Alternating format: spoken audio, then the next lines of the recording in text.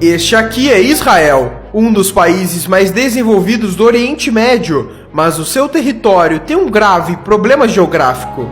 Começando pelas suas fronteiras, o país é totalmente cercado por nações que já o atacaram no passado, sendo o Egito na fronteira sul, a Jordânia no leste e ao norte o Líbano e a Síria. Além disso, existem países declaradamente inimigos de Israel, como o Irã, que mesmo não fazendo fronteira já ameaçou o país diversas vezes, além da Arábia Saudita, Iraque, Argélia, Líbia, Kuwait e o Sudão, que também já foram inimigos do país.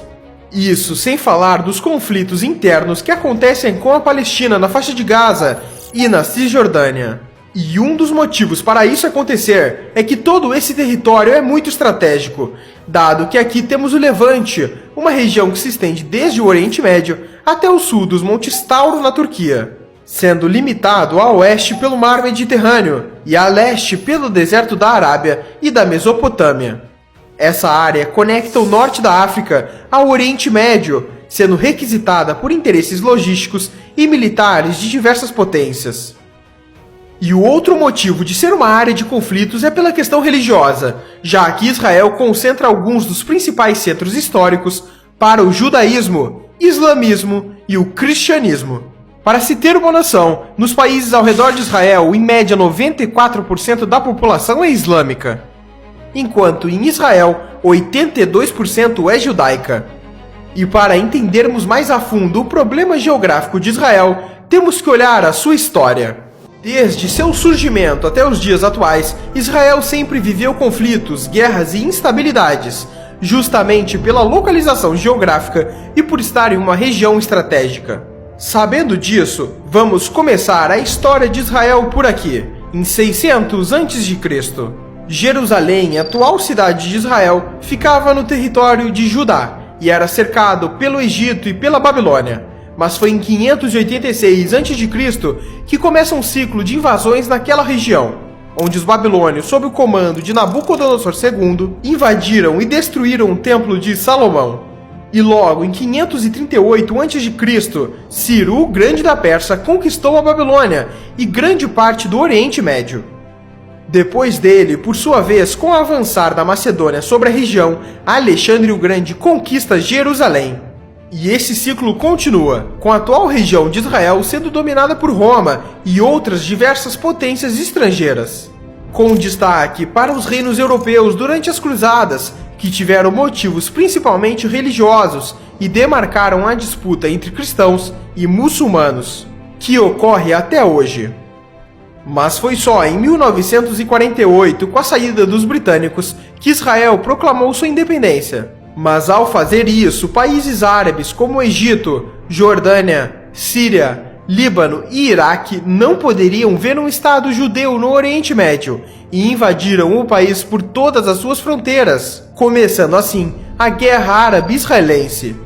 E o Estado judeu, mesmo com tantos inimigos, venceu essa guerra, além da Guerra do Sinai em 1956, Guerra dos 6 Dias em 1967, Guerra do Atrito em 1970, além da Guerra do Yom Kippur e tantas outras que ocorreram, com Israel vencendo todas elas. E isso acontece em grande parte pela estratégia israelense de defesa, que por problemas geográficos e por ser um país pequeno e com pouco território, Israel não pode se dar ao luxo de recuar de seus inimigos, já que estaria entregando seu próprio território para os mesmos. Basicamente, a estratégia se dá da seguinte maneira: a primeira etapa é avançar sobre território inimigo, no momento que eles menos esperam, e depois, enquanto uma linha avança diretamente em direção ao inimigo de forma rápida, uma ou mais linhas de ataque se dão pelas extremidades de forma a avançar mais rápido ainda, cercando o inimigo e não o deixando penetrar em seu território. Em exemplos históricos, na Guerra dos 6 Dias, Israel estava cercado por inimigos. Então, durante a madrugada do primeiro dia de guerra, 178 caças israelenses levantaram voo e atacaram bases aéreas no interior do Egito, antes que os caças egípcios atacassem no dia seguinte. O mesmo aconteceu com ataques terrestres, dado que no mesmo dia do ataque aéreo, soldados israelenses avançaram contra posições egípcias que estavam entrincheiradas, com investidas diretas e pela retaguarda. O montante dessas guerras e conflitos mostra a instabilidade na região e que hoje, mesmo tendo um decreto de paz entre Israel e países árabes, o país tem que sempre investir na sua defesa, tanto que as Forças Armadas de Israel são a 20ª maior do mundo.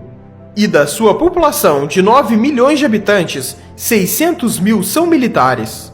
Mas voltando ao território atual de Israel, para entendermos os conflitos internos que persistem até hoje, temos que analisar os pontos fortes e fracos da região.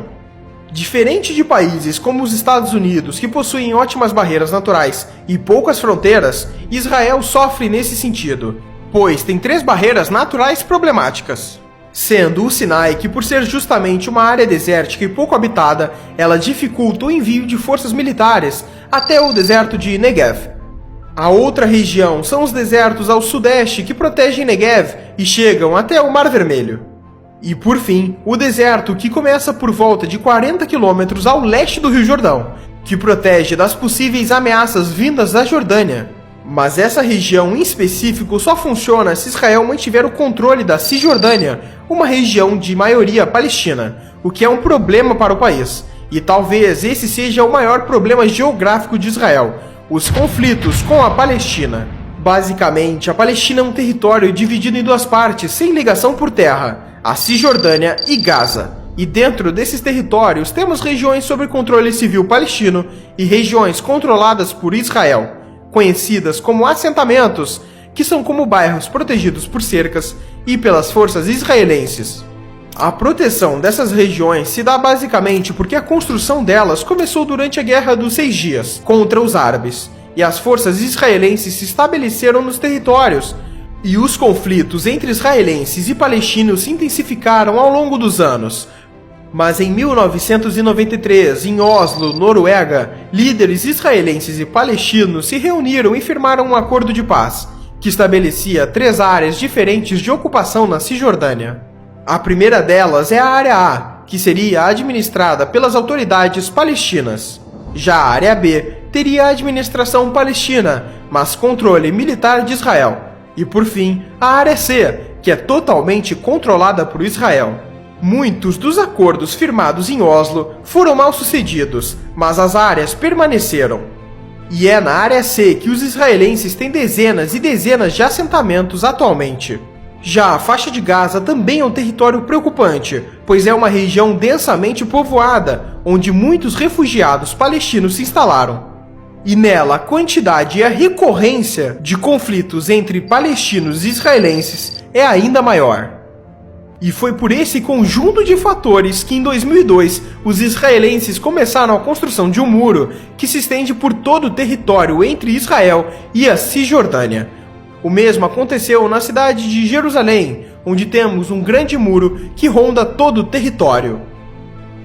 E falando em Jerusalém, esse é o ponto final. O interesse pela cidade se dá pelos vários lugares religiosos nela. Por exemplo, os principais lugares judeus que se destacam são 2, o Muro das Lamentações e o Monte do Templo.